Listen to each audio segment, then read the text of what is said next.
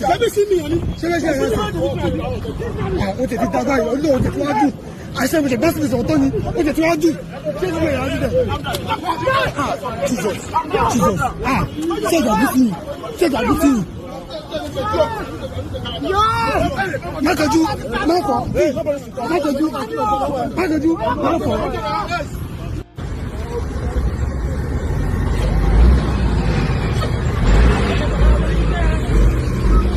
There you go, she one now.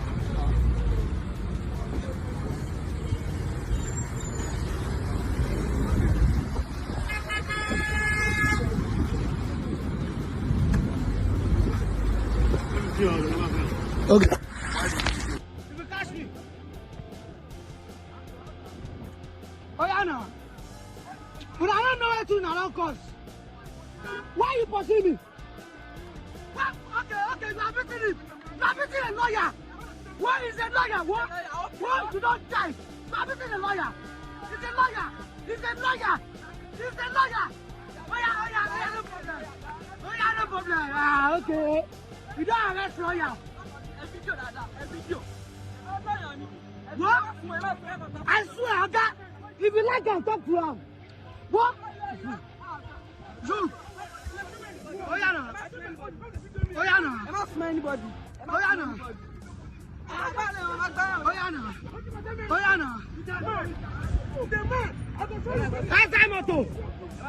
Moto. Oh yeah, no. This thing, you got what? Oh yeah, no. You dey beat lawyer.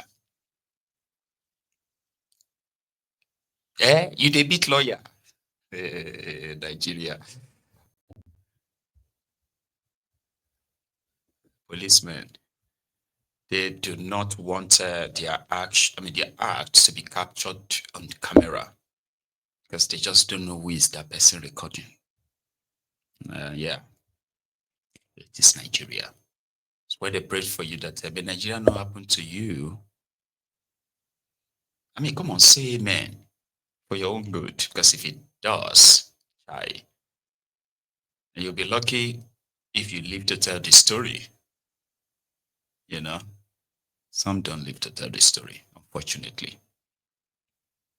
Like this community in Kwara, where it is now said that the Fulani terrorist attack or attacks has remained very much consistent enough that the Fulani terrorists have informed the community that if they want them to stop attacking them, then they should buy their peace.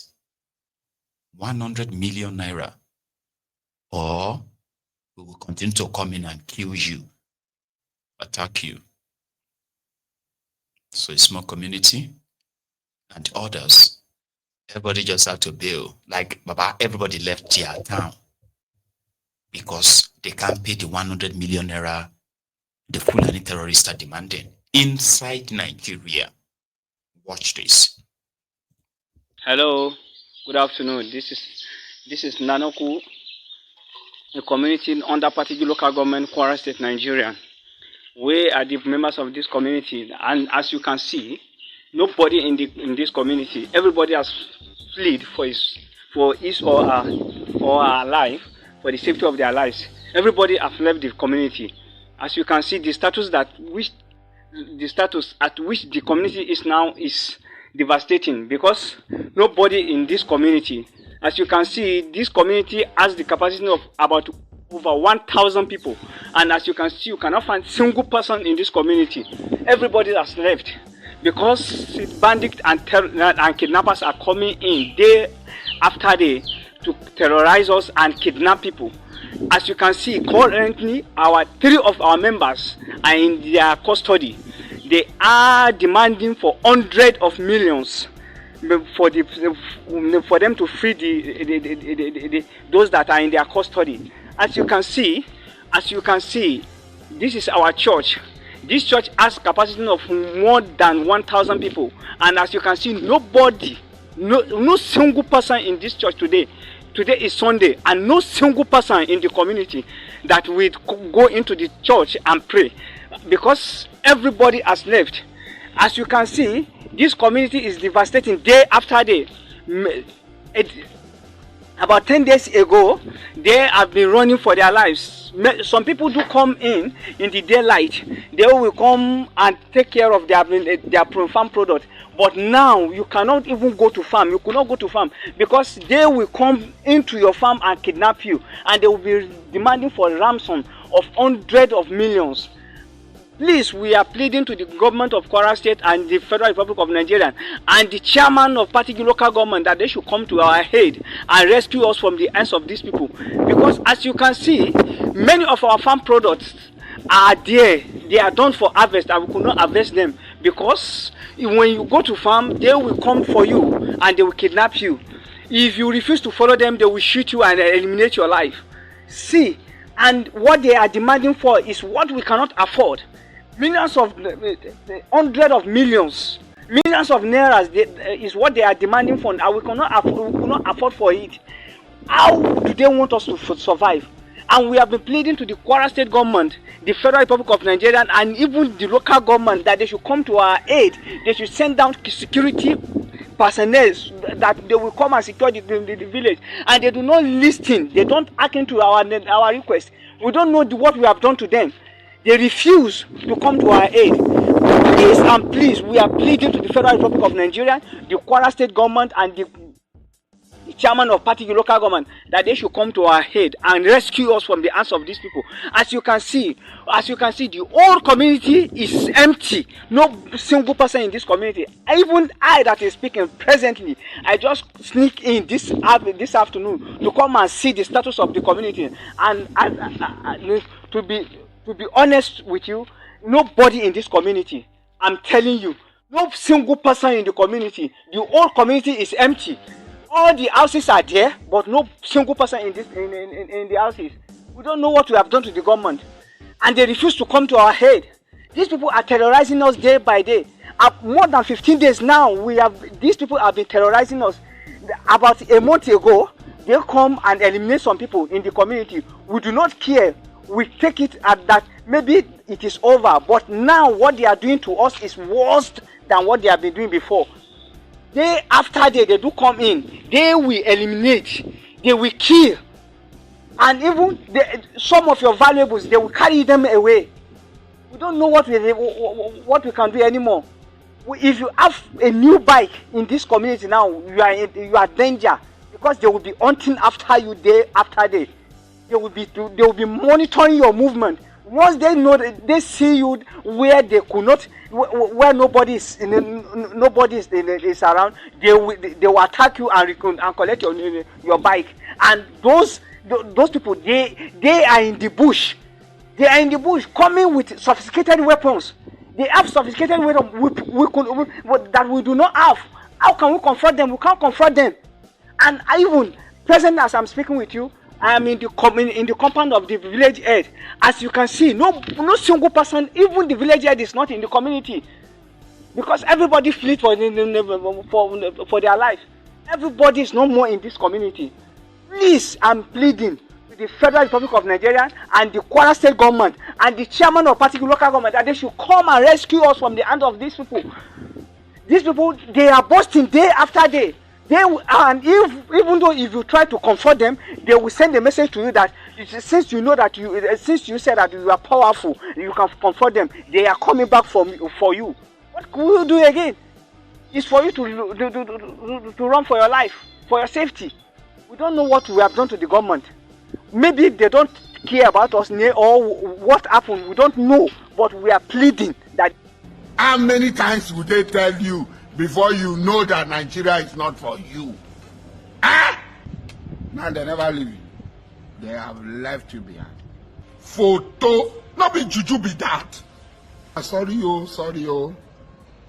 May God not allow them, make them kill you. 70 years old man. I am tear gas him. They tear gas him. He fell. He fainted. He passed out. He was out. 70 years old man. But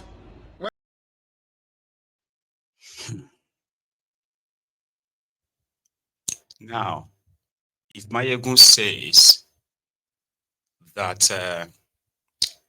Tinubu and his gang have failed not just Nigerians now, but they have actually failed, he personally has failed the Yorubas. Or limiting it to failing the Yorubas, as some would love to push their narrative that Tinubu is favoring the Yorubas. Under Bokwari, several communities in Ogun State had to run straight to Benin Republic, a community called Pobe. They had to run on foot, kilometers in the bush, in the middle of the night. Those who couldn't were killed and slaughtered till tomorrow. There's no single word from Ogun State government. Right? And of course, recently, where they killed over 50 people in Katsina, in a mosque. There's no word from Tinubu. Under APC, Egbekegbe, there are areas called ungoverned areas. These are areas where you don't find any security at all, but there are people there, and they have now been surrendered to the rules of these terrorists who continue to tax them. They tax them, collect from their farm produce, they tax them before they are allowed to plant, they tax them before they are allowed to harvest. And even in the midst of all of that, they still kill them whenever they suspect that they are informants for government. So people never wins. People have the real pawn on their chess table. And the government continue to be on the side of the terrorist. Communities have been emptied. In Kaduna, they had communities where after they chased the people away, these terrorists settled in those communities, those crime scenes, and they are still there. So when you see videos like that, it is just to remind you that whenever we continue to point out all these lapses, it is because there are real life victims, there are real humans who are victims, whose lives have been altered by all of this violence. People whose communities have been ransacked and attacked, and they have been forced to move. They've altered their lives. And they were supposed to be protected by government, but they are not. All these videos that you are seeing, they are just the SOS, save our soul, calling for help. And there are hundreds, if not thousands, of communities who have fallen into the hands of these terrorists. From Niger State to Katsina to Kaduna to Sokoto to Kwara. It is the same treatment, violence, killings, destruction. And what we hear all the time is how they are graduating repentant terrorists. People are not allowed to defend themselves. If for any reason you gather yourselves to defend your community, that is when the military will show up. But if you remain very powerless, crying every day, right? You are on your own. So it is so complicated, right? And then when you look at these rogues on TV, giving themselves a credit for the job they have failed to do, then they turn around and tell the people that the people should be grateful that if they were not doing what they are doing, these terrorists would have overrun the country. Controlled terrorism, state-sponsored terrorism. That is not fighting insecurity or fighting terrorism. Trying to force a different narratives and lies and the rest of that just to push lies, while the real life victims are being ignored or being called liars or exaggerators, or they are just exaggerating it, all for political office holders to look good. It is so sad, right, that these criminals, they will be more quicker to arrest that guy that made the video than they would go after the terrorists. It is that bad, unfortunately. So, maybe almost finally, I don't know how many of you will know that Tifnumbu has been withholding the Osun State local government allocation for a while now.